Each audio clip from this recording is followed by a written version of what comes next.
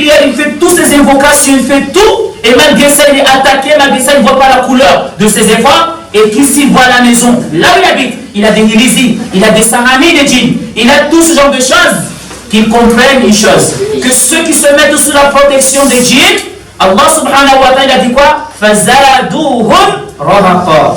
Ça ne fait qu'accroître leur détresse. Eh oui, ça ne t'amène que des problèmes, ça ne t'amène que des soucis. La réalité, c'est que quand tu penses être protégé par les hérésies, là tu ne fais que te mettre dans le gouffre des problèmes. Là tu ne fais que commencer. Subhanallah, وَنُنَزِّلُ مِنَ الْقُرْآنِ مَا هُوَ شِفَاءٌ وَرَحْمَةٌ لِلْمُؤْمِنِينَ. Allah subhanahu wa ta'ala parlant du Coran, il a dit nous avons révélé sur le Coran ce qui est une guérison et une miséricorde pour le croyant. Tu as mal, subhanallah, lis le Qur'an, d'accord? Tu lis Ayatul Kursi, tu lis ce que tu peux lire du Coran, tu souffles dans l'eau, Bismillah, Allahu, Bismillah, Allahu Kafi, Allahu Shafi. Et puis tu bois au nom d'Allah, et Allah, Inch'Allah, te guérira. Par exemple, le prophète a donné pas mal d'explications. On a ce qu'on appelle le tubul nabawi, la médecine prophétique. Là, le prophète a dit, quand vous avez tel problème, faites ça et ça et ça et ça et ça. Tu vas chez le médecin, tout en croyant que c'est Allah qui te guérira. D'accord? Si par exemple tu es malade et le médecin, tu vas à l'hôpital, le médecin ne voit pas, c'est-à-dire le problème que tu as réellement. Il ne voit pas, c'est-à-dire vraiment ce qui t'embête. Parce que c'est vrai, parmi les symptômes de ceux qui sont possédés par les djinns, c'est au moment où tu es malade, tu sais que tu es malade, tu vas à l'hôpital. Et le docteur, après avoir fait, c'est-à-dire l'IRM, les tests, les différents examens, le médecin ne voit rien, tu lui dis que tu es en bonne santé, pas de problème. Mais la personne est souffre.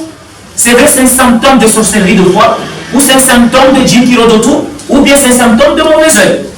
Et ça, c'est connu ça dans le domaine de la ruqya, les gens savent ce genre de problème. Il y a des symptômes. Il y a 4 symptômes de base.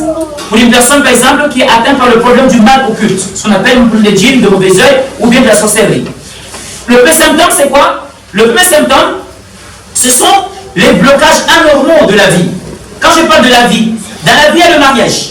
Dans la vie, il y a les études. Dans la vie, il y a l'argent. Dans la vie, il y a les études. Dans la vie, il y a les concours. D'accord? Il y a des choses qui forment notre vie, notre quotidien.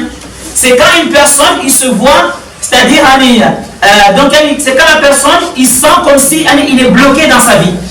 Mais d'une manière anormale et incomprise. Et que ces blocages sont répétitifs jusqu'à devenir systématiques. La personne, il a un problème lié à ça. Le deuxième symptôme, avant qu'on termine, Inch'Allah, le deuxième symptôme, donc c'est quoi? Le deuxième symptôme, donc c'est les états anormaux de santé. La personne, elle est malade, il va voir le médecin, et après avoir fait tout, c'est-à-dire l'IRM, après avoir fait, c'est-à-dire toutes les analyses possibles, eh bien la personne, le médecin ne voit rien du tout. Et c'est le cas de ce couple qui n'arrive pas à avoir des enfants. Quand le médecin s'occupe du monsieur, il regarde tout, il voit, pas de problème, il est en bonne santé, il peut avoir des enfants comme tout le monde. Il regarde la dame aussi, madame aussi n'a aucun problème, tout est normal. Mais malgré ça, depuis 5 ans, 10 ans, ils n'arrivent pas à avoir d'enfants. Il y a un problème anormal, lié au djinn, à la sorcellerie et tout ça. Et enfin, il y a le troisième symptôme, c'est les états anormaux mentaux. La personne, c'est-à-dire, donc il est mentalement pas apaisé, il a des pensées suicidaires, il veut se tuer, il veut se suicider, il est triste à chaque fois, il n'arrive pas à s'épanouir correctement. Hein? Ça, c'est un troisième symptôme. Mais on ne peut pas détailler plus que ça, parce qu'il n'y a pas beaucoup de temps. Ça prend beaucoup plus de 3 heures pour détailler tout ceci. Sinon, le quatrième symptôme, c'est quoi? Le quatrième symptôme, c'est ce qu'on appelle les cauchemars. Voilà. La personne, il fait des rêves cauchemardesques.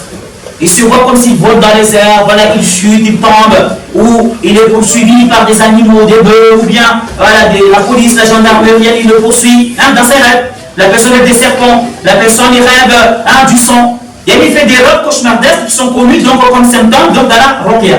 Ces gens, c'est-à-dire de rêves, et facteurs donc, de sorcellerie ou bien de djinn qui existent, tout ça donc, autour.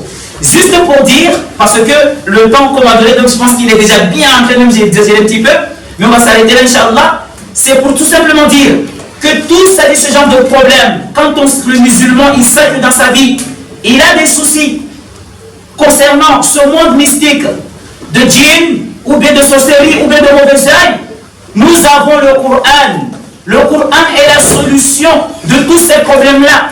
Le Coran, déjà qu'il faut le pratiquer. Le Coran aussi, qu'il faut, c'est-à-dire, persévérer, lire. ça peut casser ce genre de problème et de blocage.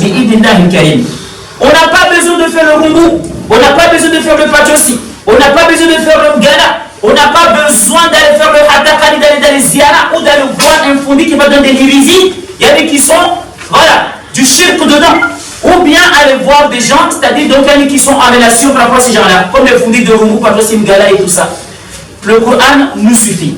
Si donc on lit le Coran, chacun sait le Coran, il peut se soigner par ces problèmes-là. Ou bien regarder des imams, ou bien des jeunes sont dans le coin qui font la ruqya. D'accord, Shari'a, donc qui fait en sorte qu'on peut se soigner par la grâce d'Allah subhanahu wa ta'ala.